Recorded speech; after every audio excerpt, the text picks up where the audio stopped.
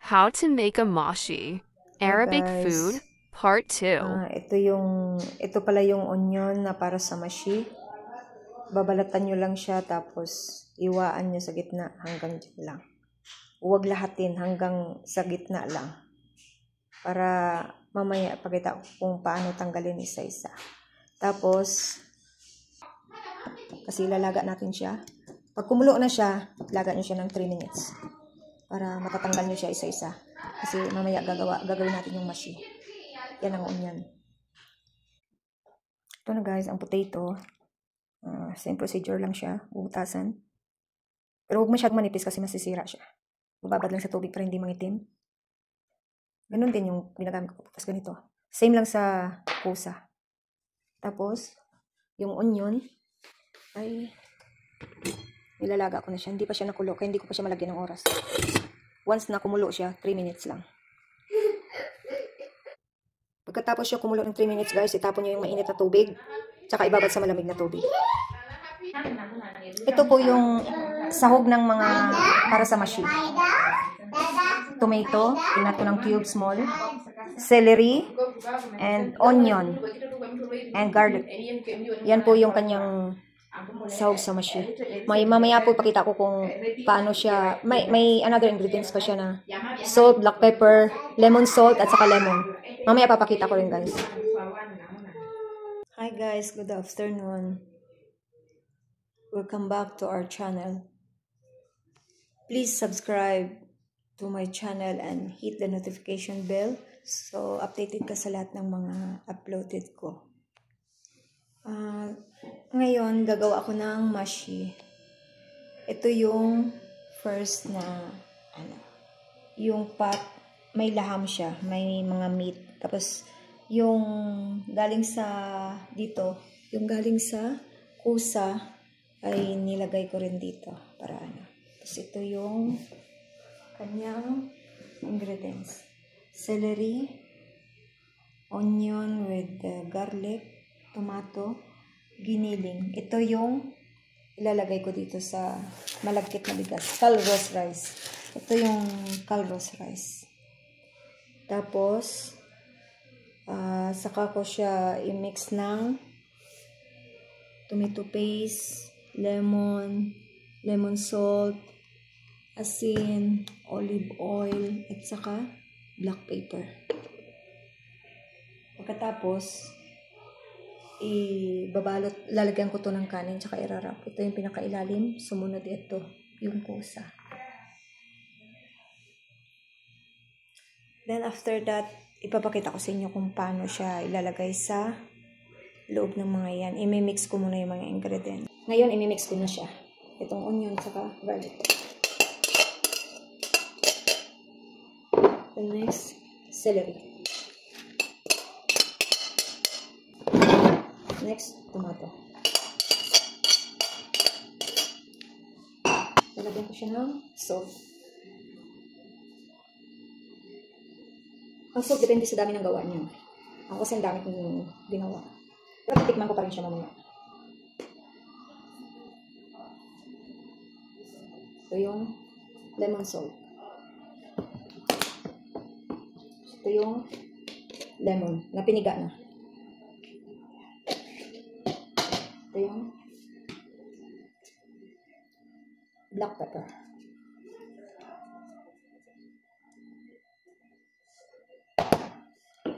Tapos konting tomato paste. Kunti lang. Tsaka olive oil. Tatangkalin nyo na lang yung olive oil. Haluin nyo siya.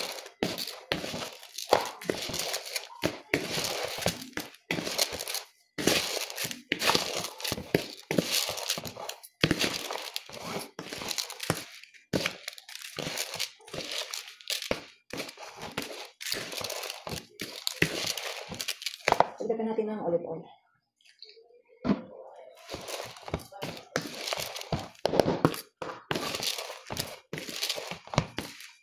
Bago natin ilagay yung pinili, titikman muna natin kung tama na yung asin at saka yung asin. Gusto nila maasin. Ito na siya guys. Ganyan ang itsura niya.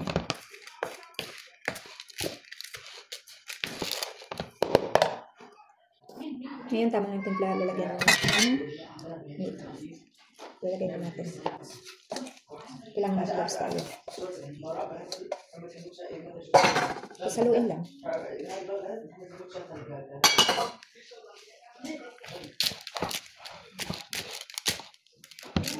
Ganun lang siya.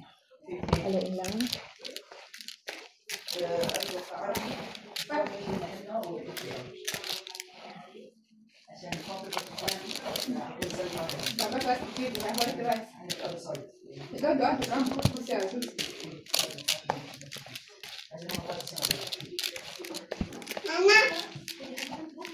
Ayan, pagkatapos, magsisimula na tayo sa onion.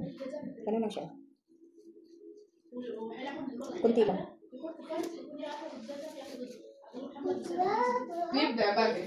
Kunti lang.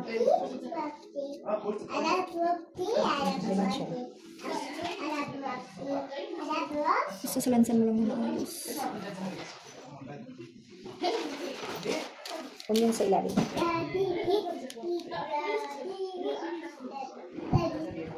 Brown onion or white onion? Pwede gamitin.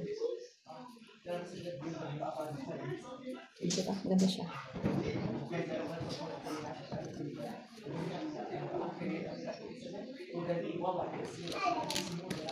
Ganito lang siya.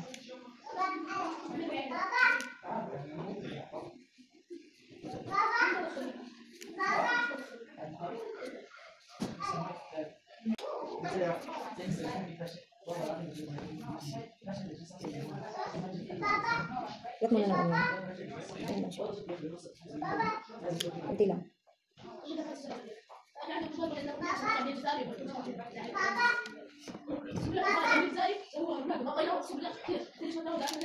Onion lang ang mahirap. Pagdating sa talong at saka sa kusa, mas madali na siya. Mas madali siyang lahat. Kasi kailangan maayos para hindi siya mag-ano ba, mag-open.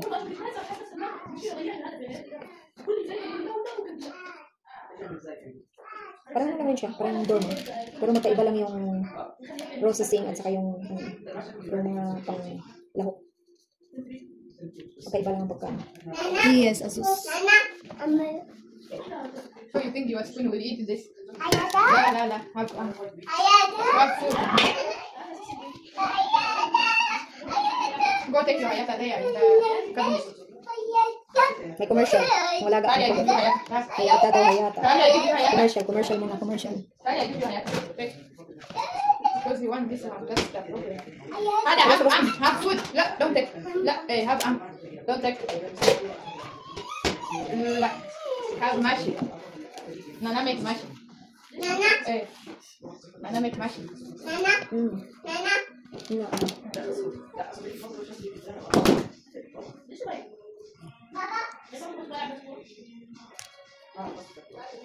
Hindi siya masyadong basta parang dormo lang siya, madali lang siya bukas. Tapos yung pulsa ganun lang rin, kasi pasok yan sa huwag mo lang masyadong siksikin, kung katamtaman lang. Kasi pag siksik yung iba hindi maluluto mo siya, yung hilaw magiging hindi siya maluluto.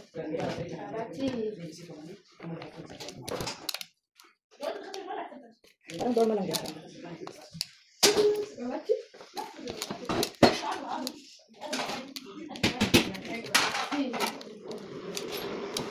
Dali, I give you tea. The problem is step on it. Don't take all. Ay, commercial ba? Ang alaga ko. No.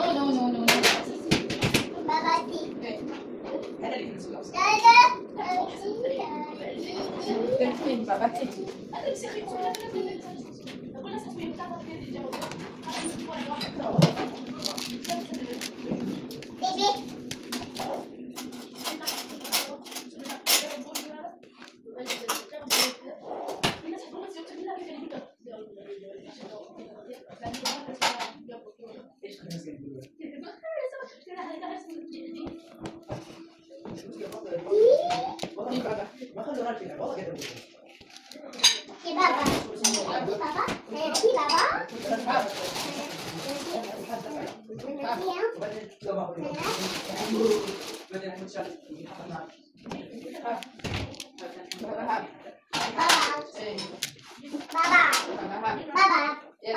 Yes. Ay, ay, up. Ay, ay, up. Ay, ay, up. Ay, ay, up.